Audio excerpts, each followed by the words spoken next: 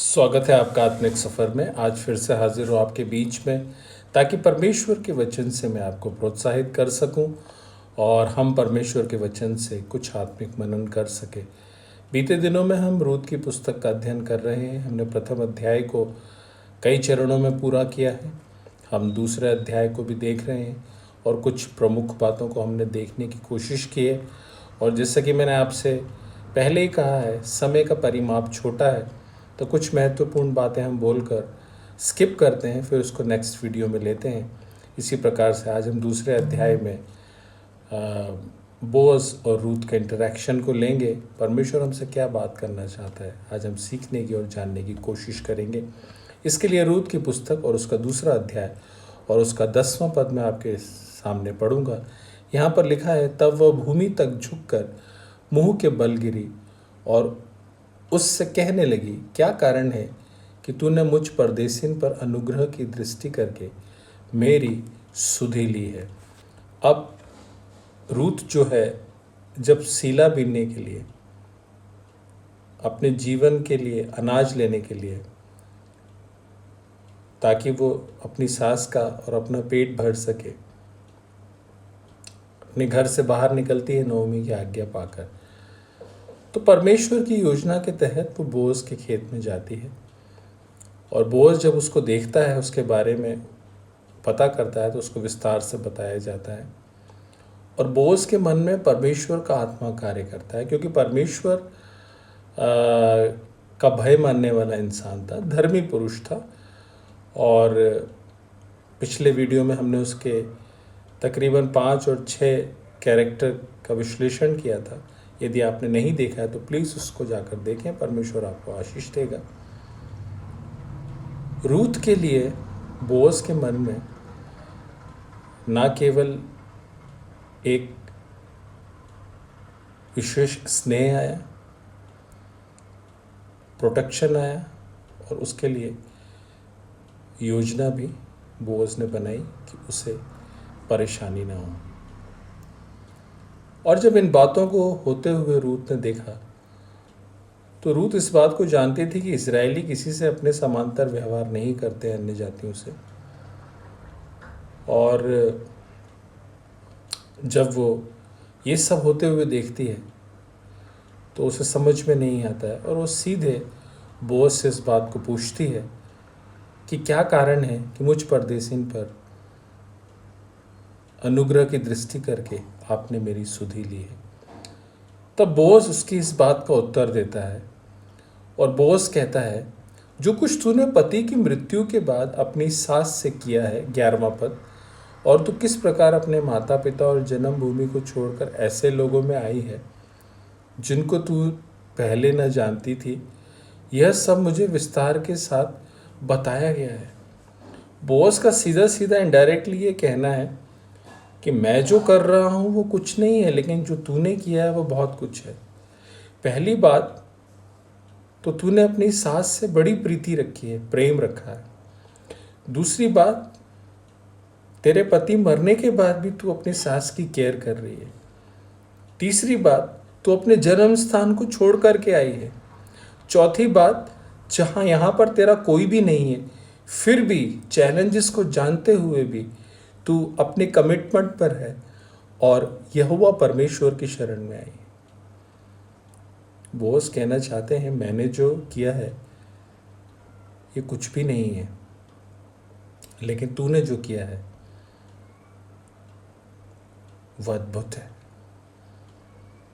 और उन दिनों में, न्यायियों के समय में, जब न्यायी जीवित रहते थे प्रजा ठीक रहती थी, न्यायी मर जाते थे प्रजा फिर बिगड़ जाती थी। जिसको जैसा सूझ पड़ता था वैसे ही करता था। और वो ऐसी निरंकुशता के समय में बोअज की चिंता जायज़ थी कि वो परदेसिन और मोआबिन रूथ के ऊपर, जो यहोवा परमेश्वर की शरण में आई है, उसे ना केवल अपार स्नेह दे, जो उसने हे मेरी बेटी कहकर दिया।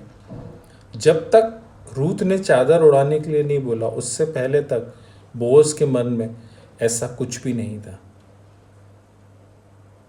बोअज उसे हे मेरी बेटी कहकर बुलाता है, और ना केवल उसे इंस्ट्रक्शन देता है, स्पेशल केयर देता है, प्रोटेक्शन देता है, लेकिन उसके लिए वो संभावित माहौल भी बनाता है कि वो आसानी से, आराम से, परिश्रम से वो सीला बीन सके, दाना बीन सके।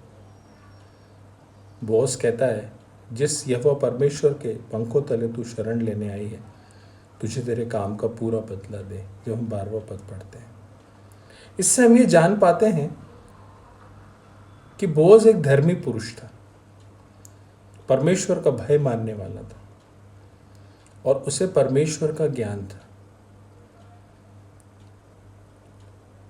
रूथ जब अपनी अगाध श्रद्धा से अपनी सास की सेवा करने के लिए कदम से कदम मिलाकर इज़राइल में आई, जब हम परमेश्वर के नाम से बड़े बड़े स्टेप लेते हैं मेरे प्रियो, परमेश्वर हमें कभी अकेला नहीं छोड़ता। ऐसे निरंकुश माहौल में भी परमेश्वर ने रूथ के लिए बोअज की शरण दी। ठीक उसी प्रकार से जिस प्रकार से शमूएल जो था वो मंदिर में नबी बनाने के लिए हन्ना के द्वारा ले जाया गया और हन्ना ने अपनी मन्नत को माना था कि वो परमेश्वर के लिए अपने उस बच्चे को देगी अगर परमेश्वर उसे संतान देगा। तो जब उसका दूध छूट गया, उसने मंदिर में शमूएल को अर्पण किया और ऐसे निरंकुश माहौल में भी शमूएल परमेश्वर के भय में आगे बढ़ता गया और उसे परमेश्वर यहोवा के भवन की शरण मिली। एक समय आया जब परमेश्वर ने अपनी आवाज़ देकर उसे बुलाया। रूथ भी ऐसे समय में बोअज की शरण में आई जब वहाँ का माहौल अच्छा नहीं था। परमेश्वर अपने लोगों को कभी नहीं छोड़ता और परमेश्वर ने रूथ को कभी नहीं छोड़ा। और बोअज ने बताया कि मुझे सब विस्तार से बताया गया है, और बोअज ने उसको आशीष दी और उससे कहा कि जो तूने किया है वो अद्भुत है, वो बड़ा है और वो प्रेरणादायक है।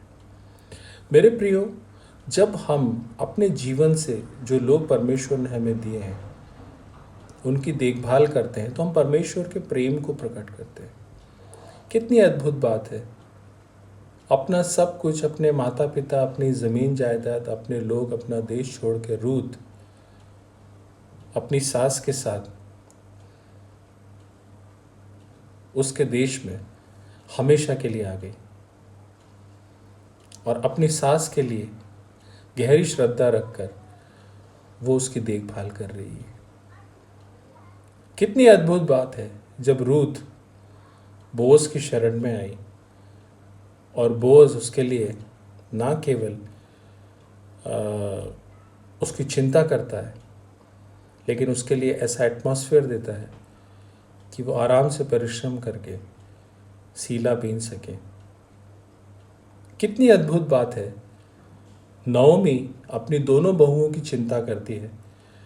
जब वो अपने कान से ये सुनती है यहोवा ने देश को अन्न और जल की आशीष दी है और वो अपना सब कुछ छोड़कर वापस परमेश्वर की शरण में जाना चाहती है, तो वो जानती है कि आज जो भी हालात हैं वो केवल उसके निर्णय के कारण है और वो ये भी जानती है कि उसके पास भविष्य नहीं है।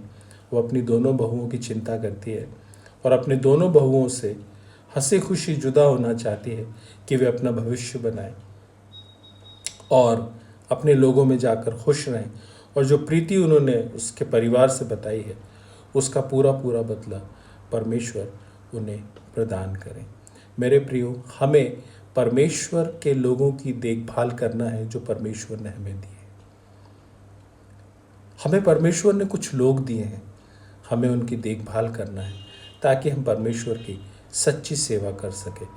इसके बाद हम अगली वीडियो में देखेंगे। तब तक के लिए जय मसीह की। इन आशीषों में बने रहिए, परमेश्वर के वचन का मनन करते रहिए। परमेश्वर आप सबको बहुतायत के साथ आशीष प्रदान करें।